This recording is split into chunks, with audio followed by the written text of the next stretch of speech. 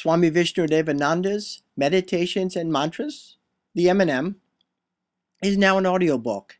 This was unveiled at the 50th anniversary of the Sivananda Yoga Camp.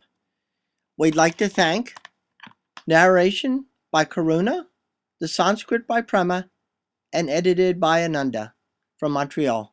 Hari Om Tat Sat. Raja Yoga Sutras. Theory. There is something beyond the mind. That is the self, consciousness. Psychoanalysis should be combined with Raja Yoga. We must not only have a thorough knowledge of the Western science of psychology, but combine it with Raja Yoga and spirituality also. Psychologists should have a perfect knowledge of Patanjali's Raja Yoga. They will be better able to understand the workings of the mind. Then, they will be able to do more service to the world. Swami Shivananda, Conquest of the Mind. Raja Yoga, the royal path of mind control, is the most comprehensive and scientific approach to God realization. The precepts and doctrines of this ancient science were first compiled and explained by Patanjali Maharishi, the greatest psychologist of all time. Never has man's mind been so completely analyzed. Never has a process for eliminating human woes and frailties been so succinctly presented. The methods of Raja Yoga are profoundly timeless. Though of ancient origin, they are still the most useful technique available to modern man, beset by the tremendous stresses and strains of competitive society. The 8 limbs of Raja Yoga have been described in the chapter Concentration, Practice. They may be practiced by anyone, regardless of religion or philosophical persuasion. Raja Yoga, as a system for probing the mind, is not one to be practiced by one person on another. It is a method of self-inquiry that takes the individual through personal changes, step by step. Its essence was written down by Patanjali about 2,000 years ago. He wrote in a simple and lyrical style, so that the sutras, or aphorisms, could be easily understood and committed to memory. The philosophy is contained in the next 4 chapters. The first chapter deals with the general theory of yoga, how the mind functions, and the various levels of samadhi, the superconscious state. Raja Yoga Sutras. Practice. Chalk out a program of life. Draw your spiritual routine. Stick to it systematically and regularly. Apply yourself diligently. Waste not even a single precious minute. Life is short. Time is fleeting. That tomorrow will never come. Now or never. Stand up with the firm resolve, I will become a yogi in this very birth, this very moment. Do rigid, constant yoga sadhana or abhyasa. If you are really very sincere in your practice, and if your mind is filled with vairagya or dispassion and keen longing for liberation, you will reach the goal of perfection within 6 years. There is no doubt about this. Swami Shivananda, Sure Ways for Success in Life and God Realization. Although Patanjali Maharishi is the author and compiler of the Raja Yoga Sutras, it is said in the Janavalakya Smriti that Hiranyagarbha was the original teacher of yoga.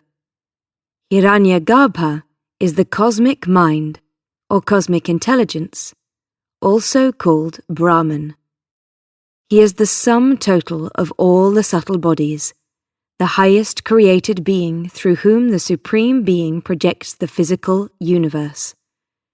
Patanjali, as a realized sage whose intuitive abilities were developed to the highest degree, received the knowledge of yoga directly and wrote it down for the benefit of all mankind. While the first chapter of the sutras explains the functions of the mind and the various levels of samadhi, the following chapters are more concerned with the specific practices that lead to that superconscious state. Patanjali covers all phases of yoga, from the very basics to levels of practice that are beyond the comprehension of all but liberated saints and sages. The last two chapters in particular deal with the vast realm that is experienced after attaining samadhi. While reading through them, it is best to bear in mind that realization of the self is attained only after many lifetimes of striving for that goal. And, as emphasized in the last pages of the previous chapter, even the attainment of powers and the experience of bliss during meditation are but stepping stones along the path. These are mere distractions when seen in light of the ultimate end, merging with divine. Om. Today's subject matter for talk is Raja Yoga. Raja Yoga is an exact science. It aims in controlling all thought waves or mental modifications. It concerns with the mind, its purification and control. Hence it is called Raja Yoga, that is, king of all yogas. It is otherwise known as Ashtanga Yoga, that is, yoga with 8 limbs. The 8 limbs of Ashtanga Yoga are Yam, self-restraint, Niyam, religious observances, Asana, posture, Pranayam, restraint of breath, Pratyahara, abstraction of senses, Dharana, concentration, Dhyana, meditation, and Samadhi, superconscious state.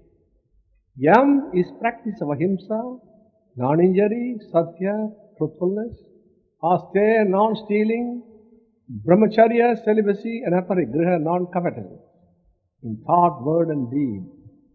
It is the foundation of yoga.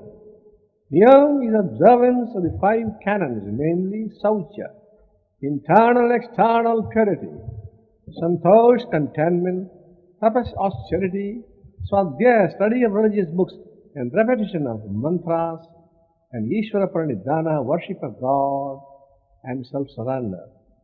Cultivate Maitri, friendship with equals, Karuna, mercy towards inferiors, Mudita, complacency towards superiors, Upeksha, indifference towards wicked people. You can eradicate jealousy, hatred, and attain peace of mind.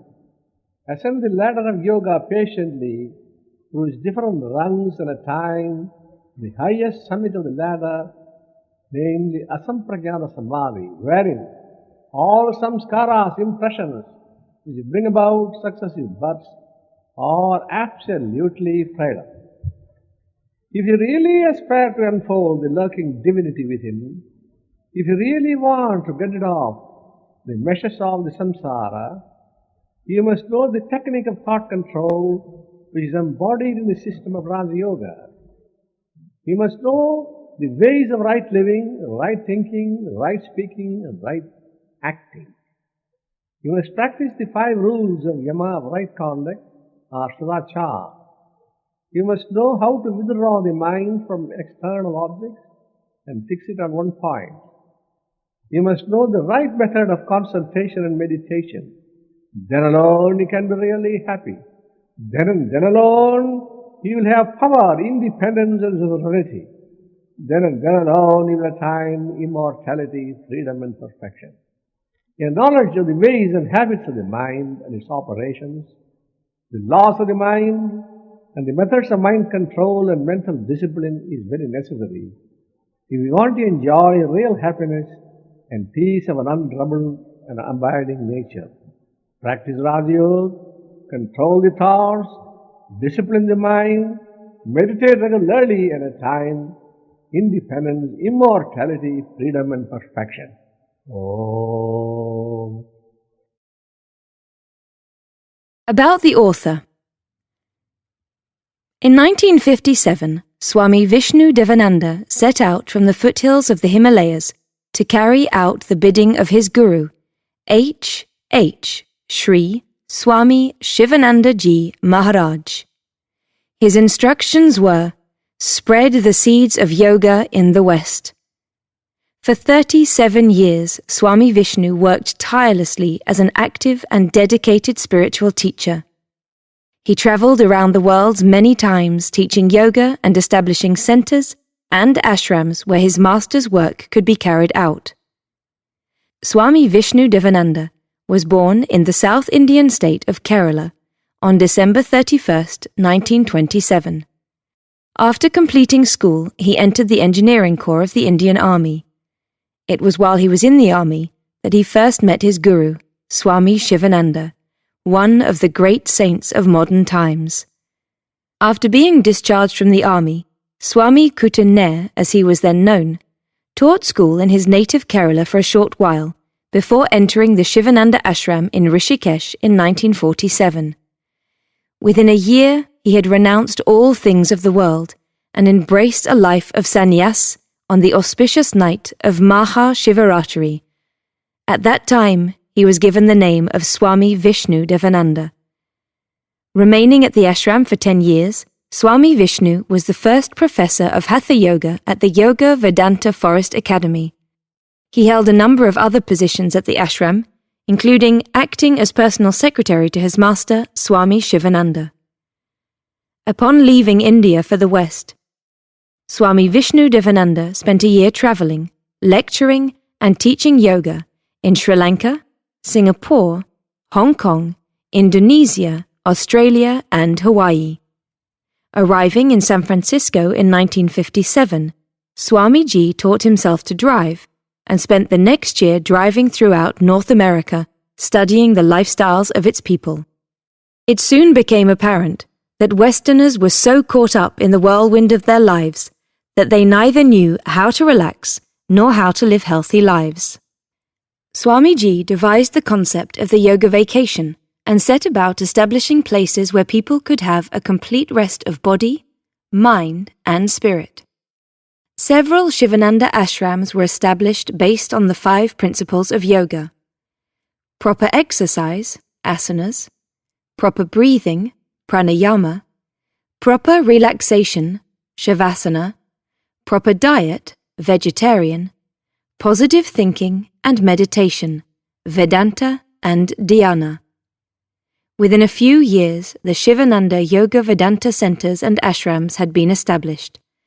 This is now an international network located in major cities around the world and 6 ashrams, or retreat places, where people can find peace and quiet away from the tensions or anxieties of everyday life. In 1969, the true world order was established. It grew from a vision which Swamiji had. He saw hundreds and thousands of people tearing down the walls and boundaries that separate nation from nation and man from man. The purpose of this organization is to establish unity and understanding between peoples of the world. A unique yoga teachers training course is offered with the aim of bringing harmony in the world by training its future leaders in the basics of yoga discipline. Over the years, thousands of people from around the world have taken the course. In 1971, Swami Vishnu-devananda made headlines by flying around the world in his Piper Apache plane, painted by the American artist Peter Max. He bombed the trouble spots with flowers and leaflets of peace. At that time, he braved a flight from Tel Aviv to Cairo, flying directly over the Suez Canal, which was closed. Although he and his Jewish co-pilot were almost shot down, they made the effort in the name of peace. Swami Vishnu-devananda marched through the streets of Belfast with actor Peter Sellers, chanting and praying for peace. In 1983, he flew an ultralight plane over the Berlin Wall in a bid to call the attention of mankind to the need to break down all man-made boundaries. He sponsored numerous festivals, conferences, symposiums, and world tours, all calling for peace and understanding. In addition to being a tireless worker for world peace and inspiring teacher, Swami Vishnu-devananda is well known for his outstanding work, the complete illustrated book of yoga, often referred to as the Bible of the Yogis. Swami Vishnu-devananda attained Maha Samadhi on November 9th, 1993. Thus concludes the reading of Meditation and Mantras by Swami Vishnu-devananda. Narrated by Victoria Scott, Karuna. Sanskrit by Prema. Edited by Robert Gautier Ananda. With the blessing of Swami Sivananda, Swami Vishnu-devananda, Swami Mahadevananda, and all members of the EBM.